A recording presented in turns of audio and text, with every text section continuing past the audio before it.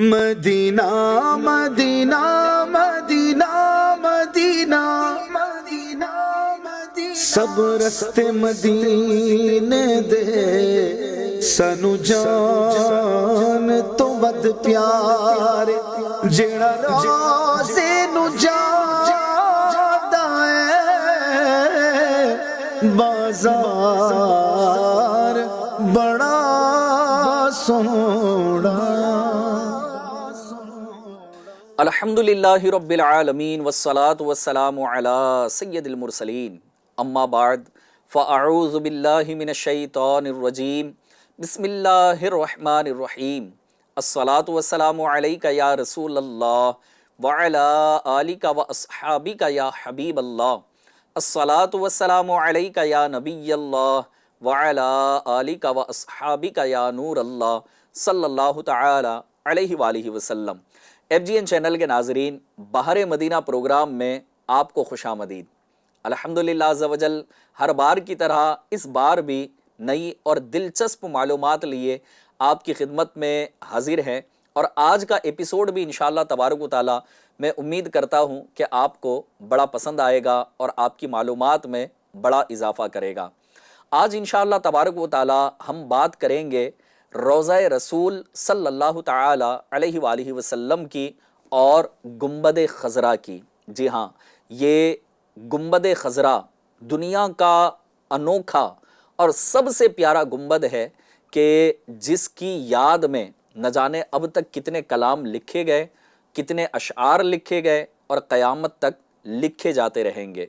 ہر عاشق رسول کی یہ دل میں تمنا ہوتی ہے کہ زندگی میں کم از کم ایک مرتبہ ہی صحیح وہ اپنے ماتھے کی آنکھوں سے روضہ منورہ کا، سنہری جالیوں کا اور پھر اس سبز سبز گنبد کا اپنی آنکھوں سے نظارہ کر لے۔ ہاں، یہ ہر عاشق رسول کی تمنا ہوتی ہے کہ وہ اپنی آنکھوں کو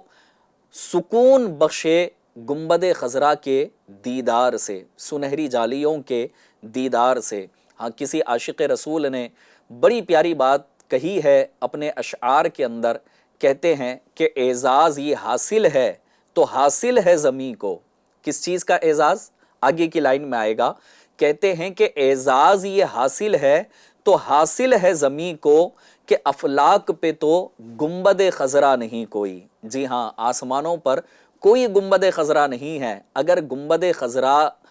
اگر کسی کے حصے میں آیا ہے تو اس پوری کائنات کے اندر یہ زمین کو اعزاز حاصل ہے کہ گنبد خضرا یہاں پر موجود ہے۔ ایف جی این چینل کے ناظرین، آئیے ان دلچسپ معلومات کی طرف ہم بڑھتے ہیں، لیکن سب سے پہلے ہم شامل کریں گے درود پاک کی فضیلت کو۔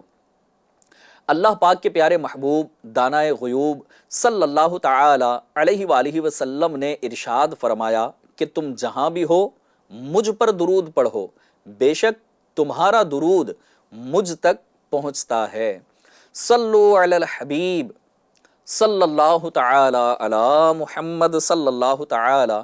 علیہ وآلہ وسلم۔ ایف جی این چینل کے ناظرین، جیسا کہ میں نے آپ کے سامنے عرض کیا ہے کہ آج ہم دو چیزیں بالخصوص آپ کے سامنے ڈسکس کریں گے کہ نبی اکرم صلی اللہ تعالی علیہ وآلہ وسلم کا روضہ منورہ اور گنبد خضرا۔ سب سے پہلے آئیے ایک بڑی پیاری بات میں آپ کو معلومات میں اضافہ کرنے والی بتاؤں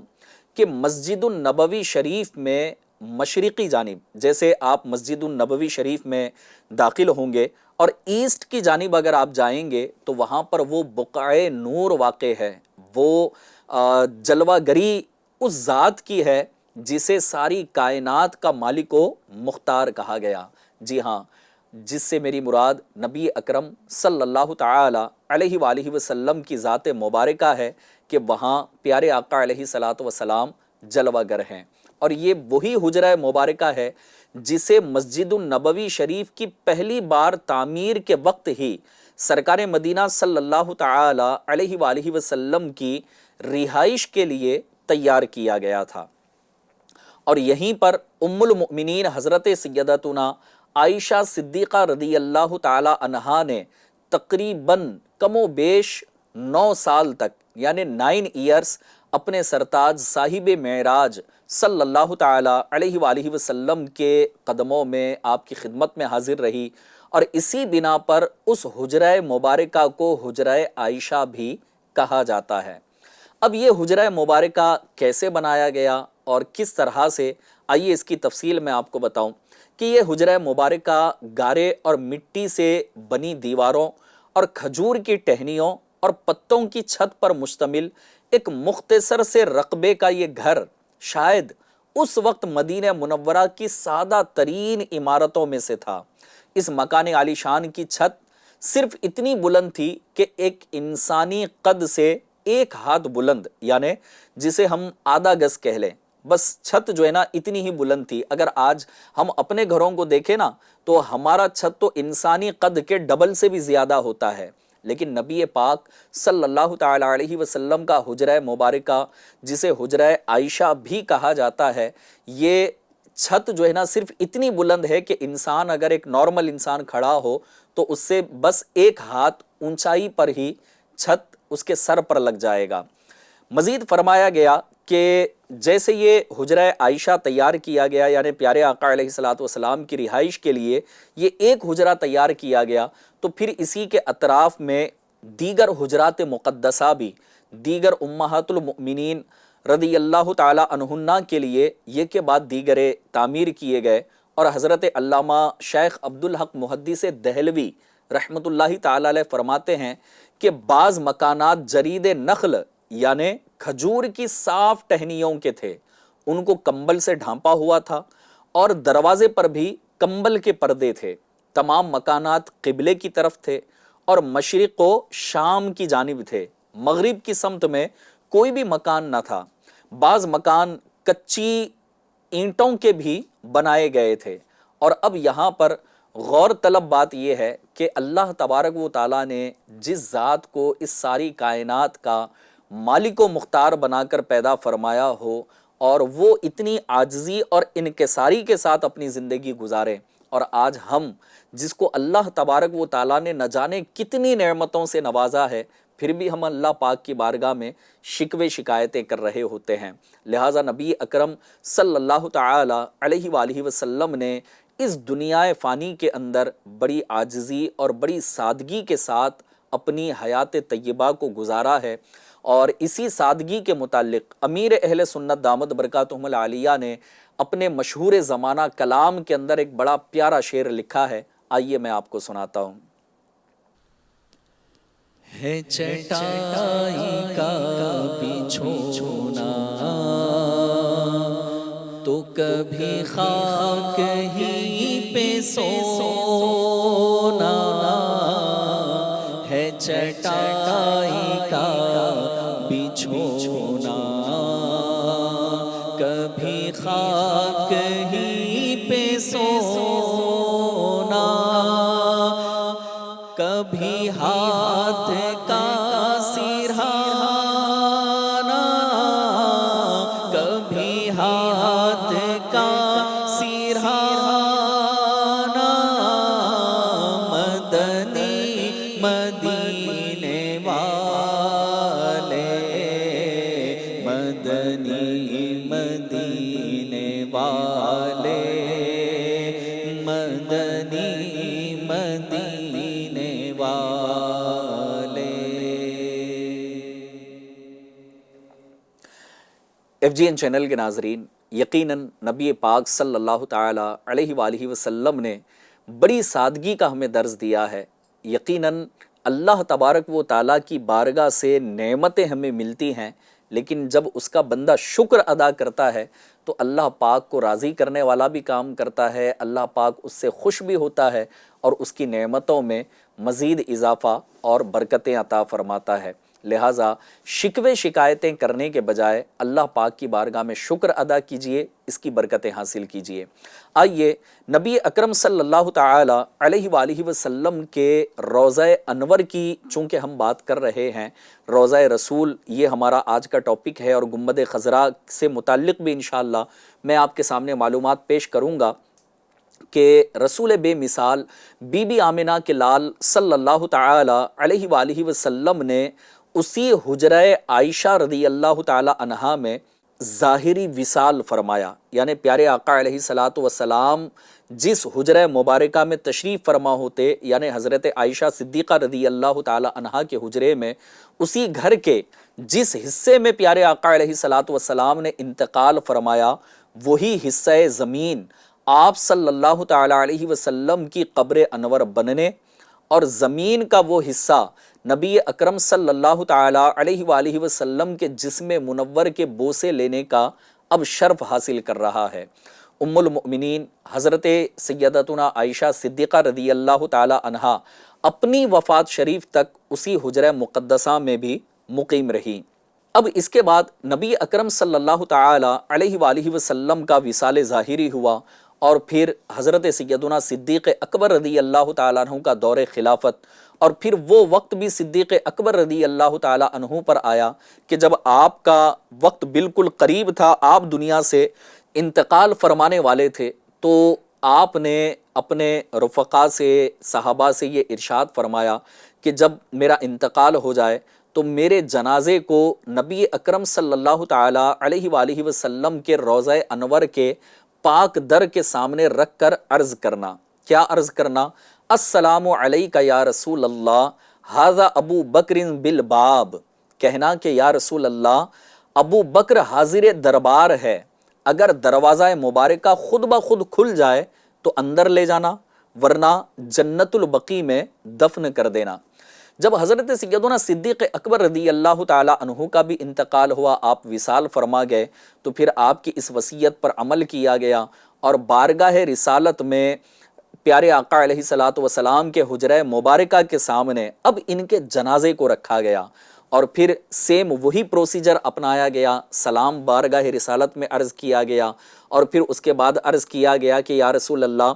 ابو بکر حاضر دربار ہے۔ تو اب سنیں کہ دروازے کا تالا خود بخود کھل گیا اور اندر سے آواز آنے لگی کہ دوست کو دوست سے ملا دو، کہ دوست کو دوست کا اشتیاق ہے۔ چنانچہ اس کے بعد حضرت سیدنا صدیق اکبر رضی اللہ تعالی عنہ کو نبی اکرم صلی اللہ تعالی علیہ وآلہ وسلم کے پہلو مبارک میں دفن کیا گیا، اور قبر منور آپ کی اس انداز پر بنائی گئی کہ نبی کریم صلی اللہ تعالی علیہ وآلہ وسلم کے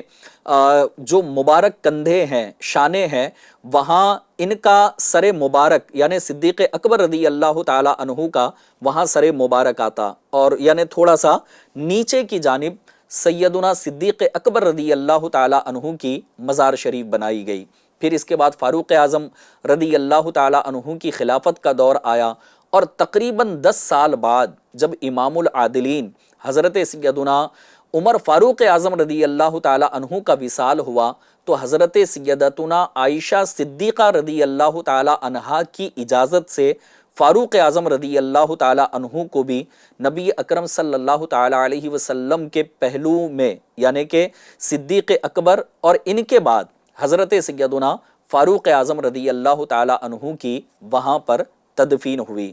ایف جی این چینل کے ناظرین، حضرت سیدنا صدیق اکبر اور فاروق اعظم رضی اللہ تعالی عنہما، ان دونوں شیخین کریمین کے مزارات بھی یہ حجرہ عائشہ رضی اللہ تعالی عنہا میں بنائے گئے۔ اب حضرت سیدتنا عائشہ صدیقہ رضی اللہ تعالی عنہا کے حجرہ مبارکہ کی اگر بات کی جائے تو یہ حجرہ مبارکہ 2 حصوں میں تقسیم کیا گیا تھا۔ ایک حصہ وہ تھا کہ جہاں نبی اکرم صلی اللہ تعالی علیہ وسلم کی مزار مبارک تھی، اور دوسرا حصہ کہ بیچ میں ایک دیوار بنائی گئی، اور اس دوسرے حصے میں حضرت سیدتنا عائشہ صدیقہ رضی اللہ تعالی عنہا وہاں پر قیام پذیر تھی۔ کچھ وقت کے بعد جب حضرت صدیق اکبر رضی اللہ تعالیٰ عنہ کی مزار بھی وہیں پر بنائی گئی، تو حضرت عائشہ صدیقہ رضی اللہ تعالیٰ عنہا فرماتی ہیں کہ جب میں مزارات پر حاضری کے ارادے سے ان دونوں کی بارگاہ میں حاضر ہوتی، یعنی کہ پیارے آقا علیہ الصلوۃ والسلام کی مزار پر اور صدیق اکبر رضی اللہ تعالیٰ عنہ کے مزار پر، چونکہ وہ ایک ہی کمرہ ہے اور 2 حصوں میں اس کو تقسیم کیا گیا ہے، تو عائشہ صدیقہ رضی اللہ تعالیٰ عنہ فرماتی ہیں کہ جب میں مزارات کے پاس حاضر ہوتی تو اس وقت اتنا کوئی پردے کا اہتمام نہ ہوتا، یعنی کہ نارمل جس طرح سے گھر میں رہتے ہیں اسی طرح کا انداز ہوتا۔ کیوں؟ اس کی وجہ خود عائشہ صدیقہ رضی اللہ تعالی عنہا نے ارشاد فرمائی کہ ایک تو میرے شوہر ہیں اور دوسرے میرے والد. تو اب وہ جو ایک نارمل انداز ہوتا ہے گھر میں رہنے کا، یہی انداز ہوتا تھا. لیکن جب فاروق اعظم رضی اللہ تعالی عنہ کی وہاں تدفین کی گئی تو ام المؤمنین حضرت سیدتنا عائشہ صدیقہ رضی اللہ تعالی عنہا فرماتی ہیں کہ حیا کی بنا پر اس طرح میں داخل ہوتی تھی کہ میں نے اپنے جسم کو خوب اچھی طرح کپڑوں میں لپیٹا ہوا ہوتا تھا، یعنی کہ اپنے آپ کو مکمل طور پر جو ایک غیر مرد سے پردہ ہوتا ہے نا، اس انداز پر پھر مزار پر یہ آیا کرتی. اب یہاں پر ایک بات میں آپ تمام ناظرین سے عرض کرنا چاہوں گا کہ ایف جی این چینل کے ناظرین، حضرت سیدتنا عائشہ صدیقہ طیبہ طاہرہ عابدہ ظاہرہ رضی اللہ تعالی عنہا کا عقیدہ کیا تھا، آپ کی سوچ کیا تھی کہ صدیق اکبر رضی اللہ تعالیٰ عنہ والد ہیں، حضور نبی اکرم صلی اللہ تعالیٰ علیہ وسلم شوہر ہیں، لیکن انتقال کے بعد بھی یہ مجھے ملاحظہ کر رہے ہیں. یعنی جس طرح زندگی میں ایک نارملی طور پر آنا ہوتا وہ اس انداز سے آیا جا رہا ہے. لیکن جب فاروق اعظم رضی اللہ تعالیٰ عنہ وہاں اس حجرے میں مدفون ہوئے تو پھر اب با پردہ وہاں پر آ رہی ہیں، کیونکہ اب یہاں پر ان کے ساتھ کوئی رشتہ نہیں تھا. لہٰذا صحابہ کرام علیہم رضوان کا یہ عقیدہ رہا ہے کہ اللہ تبارک و تعالیٰ کے پیارے محبوب صلی اللہ تعالیٰ علیہ وسلم اور اللہ تبارک و تعالیٰ کے نیک بندے یعنی پیارے آقا کے صحابہ، اللہ تبارک و تعالیٰ کے اولیاء جو اللہ تبارک و تعالیٰ کی بارگاہ میں مقبول ہو جاتے ہیں، تو عقیدہ یہ ہے کہ وہ اپنی اپنی قبروں میں زندہ ہوتے ہیں، یہ آنے والے کو ملاحظہ بھی فرما رہے ہوتے ہیں. یہ عقیدہ کسی اور نے نہیں دیا بلکہ حضرت سیدتنا عائشہ صدیقہ رضی اللہ تعالی عنہا کا بھی یہی عقیدہ تھا. ایف جی این چینل کے ناظرین، اب آئیے حجرہ مبارکہ کے متعلق مزید ایک دو معلومات میں آپ کو دوں اور پھر انشاءاللہ گنبد خضرا کے متعلق بھی کچھ آپ کے سامنے عرض کروں گا. صدیقہ بنت صدیق محبوب رب العالمین ام المؤمنین حضرت سیدتنا عائشہ صدیقہ رضی اللہ تعالی عنہا کا جب وصال ہوا تو آپ رضی اللہ تعالی عنہا کو جنت البقیع میں دفن کیا گیا، کیونکہ اب وہاں پر پہلے دیواریں وغیرہ بنا دی گئی تھی اور تقریباً اس حجرہ مبارکہ کو پیک بھی کر دیا گیا، اور حجرہ مطہرہ کے دروازہ مبارکہ کے باہر ایک مضبوط دیوار کھڑی کر کے اس میں داخلے کا راستہ بند کر دیا گیا. یہ کب کیا گیا کہ جب عائشہ صدیقہ رضی اللہ تعالی عنہا کا وصال ہوا، آپ کو جنت البقیع میں دفن کیا گیا. اب اس کے بعد وہاں پر دروازہ مبارکہ جو تھا اس کے اوپر بھی دیوار بنا کر کے داخلے کا راستہ بند کر دیا گیا. ام المؤمنین عائشہ صدیقہ رضی اللہ تعالی عنہا کے وصال کے بعد وہ جگہ جہاں پر ابھی ایک مزار شریف کی جگہ خالی ہے وہ ابھی ایسے ہی موجود ہے. جہاں پر حضرت سیدتنا عائشہ صدیقہ رضی اللہ تعالی عنہا قیام پذیر تھی، اب وہاں پر ایک مزار شریف کی جگہ باقی ہے. یوں اب حجرہ منورہ میں چوتھی قبر کی جگہ خالی ہے، تو اب یہاں کس کو دفن کیا جائے گا؟ کیونکہ مدینہ منورہ میں فاروق اعظم کے بعد عثمان غنی رضی اللہ تعالی عنہ کی شہادت ہوئی، آپ کو دفن نہ کیا گیا، اس کی کچھ الگ وجوہات تھی. پھر اسی طرح سے مولا علی تو کوفے میں شہید ہوئے تھے، تو یہ کافی ڈسٹینس تھا. ایک وجہ یہ بھی تھی کہ آپ کو مدینہ منورہ میں حجرہ مبارکہ میں تدفین آپ کی نہ کی گئی. اسی طرح پیارے آقا کے پیارے نواسے امام حسن مجتبی یہ مدینہ منورہ میں ہی انتقال فرما گئے. جب آپ کو زہر دیا گیا آپ شہید ہوئے، لیکن وہاں کے حالات کچھ ایسے خراب ہوئے کہ وہ لوگ جو اہل بیت سے محبت نہیں کرتے تھے وہ رکاوٹ بن کر بیچ میں حائل ہو گئے تاکہ خون خرابہ نہ ہو. اس وجہ سے پھر امام حسن مجتبی کو بھی حجرہ مبارکہ میں دفن نہ کیا گیا. لیکن اب یہ چوتھی جگہ پر دفن کون ہوگا؟ تو فرمایا گیا کہ قرب قیامت میں حضرت سیدنا عیسیٰ روح اللہ علی نبینا وعلیہ الصلاۃ والسلام کا جب دنیا میں نزول ہوگا اور اس کے بعد کچھ عرصے رہ کر آپ دنیا سے انتقال فرمائیں گے، تو پھر وہ جو چوتھی جگہ خالی ہے وہاں حضرت سیدنا عیسیٰ روح اللہ علی نبینا و علیہ الصلاۃ والسلام کی تدفین کی جائے گی۔ FGN چینل کے ناظرین، اب آئیے ہم بڑھتے ہیں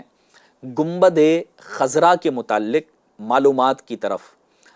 روضہ انور پر گنبد اطہر کی تعمیر کے بارے میں کچھ آپ کو معلومات دیتا ہوں، کیونکہ یہ وہ گنبد ہے نا کہ دنیا اس کی بہاریں لوٹ رہی ہوتی ہے۔ لوگ مدینہ منورہ جاتے ہیں اور گنبد خضرا کی بہاروں سے بہرہ مند ہو رہے ہوتے ہیں۔ تو اب گنبد بنانے کی ہسٹری کیا رہی؟ فرمایا گیا کہ حجرہ مبارکہ پر پہلے کسی بھی قسم کا گنبد نہ تھا، چھت پر صرف انسانی قد کے مطابق، یعنی انسان کا جو ایک آدھا قد ہوتا ہے اس کے برابر 4 دیواری تھی، تاکہ جو کوئی بھی کسی غرض سے مسجد النبوی شریف کی چھت پر جائے، یعنی کسی کام کاج کی وجہ سے، کوئی ضرورت کی وجہ سے اگر مسجد شریف کی چھت پر جائے تو اسے اس بات کا احساس رہے کہ وہ نہایت ادب کے مقام پر ہے اور کہیں بھول میں بھی اس پر نہ چڑھے۔ یہاں یہ بیان کرنا جو میں ابھی آپ کے سامنے بیان کرنے جا رہا ہوں، یہ بڑی دلچسپ بات ہوگی اور دلچسپی سے خالی نہیں ہوگی کہ عباسی خلافت کے ابتدائی دور میں، اب دیکھیں کہ گنبد بننا کہاں سے آغاز ہوا، تو کہا گیا کہ عباسی جو خلافت تھی تو اس کے شروع کے دور میں مقتدر شخصیات کے مزارات پر گنبد بنانے کا سلسلہ شروع ہوا، اور پھر دیکھتے ہی دیکھتے یہ سلسلہ دنیا کے اندر عام ہوتا چلا گیا، اور پھر یہ پھیلتے ہوئے بغداد شریف اور دمشق کی جانب بڑھنے لگا، اور وہاں پر دینی شخصیات کے مزارات پر باقاعدہ گنبد بنانے کا سلسلہ شروع ہو گیا، اور گنبد بنانا باقاعدہ ایک حصہ بن گیا۔ بغداد شریف میں جیسے حضرت سیدنا امام اعظم ابو حنیفہ رحمۃ اللہ تعالی علیہ کے مزار فائز الانوار پر بھی ایک گنبد بنایا گیا، جو سلجوقی سلطان ملک شاہ نے 5ویں صدی میں تعمیر کروایا تھا۔ اس کے بعد اس طرز تعمیر کو مصر میں خوب رواج ملا، اور بڑھتے بڑھتے پھر یہ کئی مقامات پر گنبد بنانے کا سلسلہ رہا۔ اب رہی بات مدینہ منورہ میں نبی اکرم صلی اللہ تعالی علیہ وآلہ وسلم کے مزار انور پر گنبد بنانے کی، تو مصر میں چونکہ یہ فن بڑا مشہور ہو چکا تھا، بڑا مقبول ہو چکا تھا، اس لیے ایک سلطان جس کا نام تھا منصور قلاوون، تو یہ جب روضہ رسول پر پہلی مرتبہ انہوں نے گنبد بنوانے کا فیصلہ کیا، تو مصری جو کاریگر تھے گنبد بنانے کے، تو ان معماروں کی خدمات حاصل کی گئی، جنہوں نے اپنے ہنر کو کام میں لاتے ہوئے تقریباً سن 678 سن ہجری میں حجرہ مطہرہ پر لکڑی کے تختوں کی مدد سے سب سے پہلے گنبد بنایا گیا۔ جی ہاں، آج جو گنبد خضرا ہم دیکھ رہے ہیں تو سب سے پہلے مصری کاریگروں نے لکڑی کا گنبد بنایا، اور روضہ رسول صلی اللہ تعالی علیہ وسلم سے نسبت نے اس گنبد شریف کو ایسا حسن بخشا، ایسی خوبصورتی بخشی کہ زائرین مدینہ کی آنکھوں کا یہ تارا بن گیا ہے۔ اور پھر میں ایک کلام آپ کے سامنے شامل کرتا ہوں کہ کاش کہ ہمیں بھی یہ اپنی آنکھوں سے، ماتھے کی آنکھوں سے گنبد خضرا دیکھنا نصیب ہو جائے۔ آئیے مل کر شامل ہوتے ہیں۔ داغ فرقت طیبہ قلب مضمحل جاتا، داغ فرقت طیبہ قلب مضمحل جاتا، کاش گنبد خضرا دیکھنے کو مل جاتا، کاش گنبد خضرا دیکھنے کو مل جاتا، اور دم میرا نکل جاتا ان کے آستانے پر، دم میرا نکل جاتا ان کے آستانے پر، ان کے آستانے کی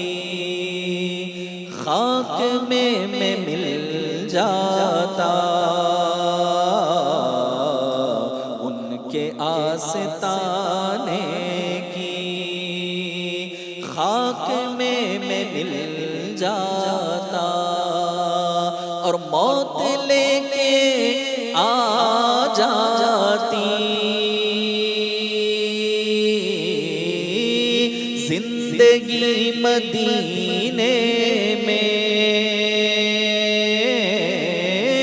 موت لے کے آ جاتی، زندگی مدینے میں موت سے گلے مل کر زندگی میں مل جاتا، موت سے گلے مل کر زندگی میں مل جاتا، کاش گنبد خضرا دیکھنے کو مل جاتا۔ ایف جی این چینل کے ناظرین، بس اختتام کی جانب ہم ہیں اور گنبد خضرا کی بس ایک دو باتیں میں آپ کے سامنے شیئر کرتا ہوں کہ تقریباً 750 سنہ ہجری سب سے پہلے لکڑی کا یہ گنبد شریف بنایا گیا، پھر تقریباً 100 سال کے قریب کا یہ عرصہ گزرا اور یہاں دوبارہ پھر سے اس کی مرمت کی گئی اور کچھ وہاں پر آزمائشیں آ رہی تھی اور کچھ نہ کچھ دراڑیں وغیرہ پیدا ہونے کا خدشہ تھا دیواروں میں اور گنبد وغیرہ میں، تو 100 سال کے تقریباً قریب دوبارہ پھر گنبد شریف کو تعمیر کیا گیا، یعنی اس کو مزید بہتر سے بہتر بنایا گیا۔ پھر ایک اور وقت ایسا آیا کہ نبی اکرم صلی اللہ تعالی علیہ وآلہ وسلم کا جو حجرہ مبارکہ ہے، جہاں یہ مزار شریف ہے، یہ 4 کونی دیوار نہیں ہے بلکہ یہ 5 کونی دیوار ہے۔ جی ہاں،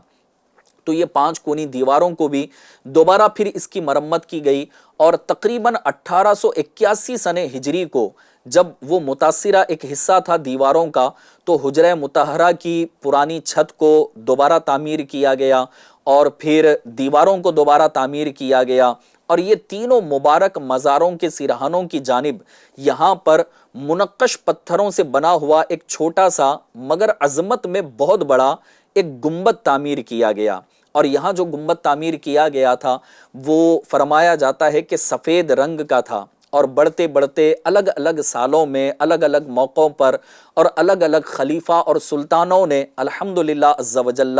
نبی اکرم صلی اللہ تعالی علیہ وآلہ وسلم کے اس گنبد کی تعمیر کی خدمت کی، اور انہوں نے مزید اس کو دلکش سے دلکش بنانے کی کوششیں کی۔ اور اب آخری بات کہ گنبد خضرا کب تعمیر کیا گیا، اور پھر آج تک یہ گنبد خضرا یہ عاشقان رسول کی آنکھوں کی ٹھنڈک ہے، تو اس کی شروعات کب ہوئی؟ فرمایا گیا کہ کسی ضرورت کی وجہ سے ترکی سلطان محمود بن عبد الحمید خان نے سلطان قائد بائی کا بنوایا ہوا گنبد شریف شہید کروا کر تقریباً 1233 سنہ ہجری میں دوبارہ گنبد تعمیر کروا دیا، اور 1253 سنہ ہجری بمطابق 1837 سنہ عیسوی میں اس گنبد کو سبز رنگ کر دیا گیا، اور اس کے سبز رنگ کی وجہ سے آج اسے کیا کہا جاتا ہے؟ گنبد خضرا کہا جاتا ہے۔ اور کسی نے کیا خوب لکھا ہے کہ گنبد خضرا خدا تجھ کو سلامت رکھے، گنبد خضرا خدا تجھ کو سلامت رکھے، دیکھ لیتے ہیں تجھے پیاس بجھا لیتے ہیں۔ اللہ کریم ہمیں بھی ایسی پیاس بجھانے کی سعادت نصیب فرمائے۔ ایف جی این چینل کے ناظرین، یقیناً مدینہ منورہ کے اور بھی بہت سے مقدس مقامات ہیں جہاں ہم مدینہ منورہ کی مختلف انداز پر بہاریں لوٹ سکتے ہیں، اور وہاں کے انوار کی بارشوں میں چھما چھم ہم جو برس رہی ہیں اس میں نہا سکتے ہیں، یعنی بارش انوار ہم پر بھی برس رہی ہوتی ہے۔ بس یہ ہے کہ عاشق رسول کو وہاں پہنچنا ہے، پہنچنے کی کوشش کرنی چاہیے، ارادے کرنے چاہیے، اسباب مہیا کرنے کی کوشش کرنی چاہیے۔ جتنی آپ کوشش کریں گے انشاءاللہ تبارک و تعالی اللہ پاک بھی اسباب پیدا کرنے پر وہ قادر ہے۔ ہمارے لیے اسباب پیدا فرمائے گا. یہ نہ دیکھیں کہ میں تو غریب ہوں, میرا تو روزانہ کام کاج کر کے کھانا ہے, میں اتنے پیسے کیسے جمع کروں. یقیناً اللہ قادر مطلق ہے, اور نبی پاک صلی اللہ تعالی علیہ وسلم کی ذات بھی مالک و مختار والی ہے, اختیار والی ہے. وہ بلانے پر قادر ہیں, اگر وہ بلا لیں تو لمحہ بھر کی دیر نہیں لگتی. بس اپنے عشق و مستی کی آگ کو مزید روشن کرتے رہیے, اور اپنے عشق رسول کی شمع کو مزید روشن کرتے رہیے. انشاءاللہ تبارک و تعالی اس کی برکتیں اور بہاریں نصیب ہوں گی. آج کے لیے اتنا ہی کافی. انشاءاللہ عز و جل اگلے ایپیسوڈ میں پھر ایک نئی معلومات کے ساتھ ہم آپ کی خدمت میں حاضر ہوں گے. اللہ کریم ہمارا یہ پروگرام کرنا اور مدینہ منورہ کی یاد میں رونا, تڑپنا, بلکنا, کلام پڑھنا اپنی بارگاہ میں قبول فرمائے. آمین بجاہ النبی الامین صلی اللہ تعالی علیہ وآلہ وسلم. صلو علی الحبیب صلی اللہ تعالی علی محمد صلی اللہ تعالی علیہ وآلہ وسلم. مدینہ مدینہ مدینہ مدینہ مدینہ مدینہ سب رستے مدینے دے سانو جان تو ود پیار جیڑا روزے نو جادا ہے بازار بڑا سونا.